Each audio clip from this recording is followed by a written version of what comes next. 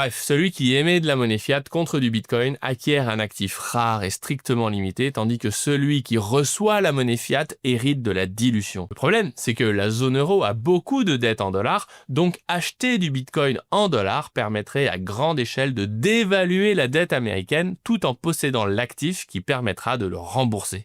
De plus, deuxième effet qui se coule, lorsque le dollar baisse contre l'euro, c'est que l'euro monte. Et ça, c'est très mauvais pour la compétitivité européenne face aux USA. Donc, comme on commence déjà à le voir depuis l'explosion malencontreuse de Nord Stream suite à la maladresse d'un plongeur norvégien, la BCE va être obligée d'acheter des dollars contre des euros pour faire baisser l'euro. Et bref, celui qui émet de la monnaie fiat contre du Bitcoin acquiert un actif rare et strictement limité, tandis que celui qui reçoit la monnaie fiat hérite de la dilution. Maintenant, on comprend mieux leurs inquiétudes quand Larry Fink et de nombreuses institutions financières US commencent à louer les charmes de Bitcoin.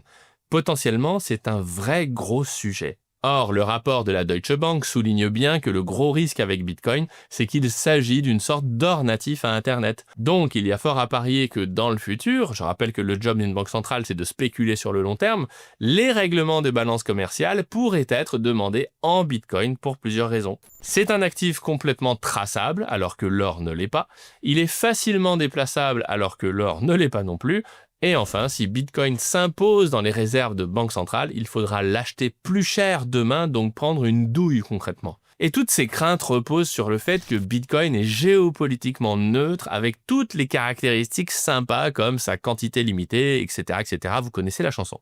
Le sujet pour les banques centrales aujourd'hui devient de surveiller Bitcoin et de commencer à en acheter pour mettre les tuyaux en place. Eh ben oui, vous ne mettez pas du Bitcoin dans votre bilan du jour au lendemain sans y avoir réfléchi longtemps à l'avance. Et puis, si vous voulez en acheter, le marché est limité, donc il vaut mieux le faire progressivement. Tout du moins à l'échelle d'une banque centrale, bien évidemment.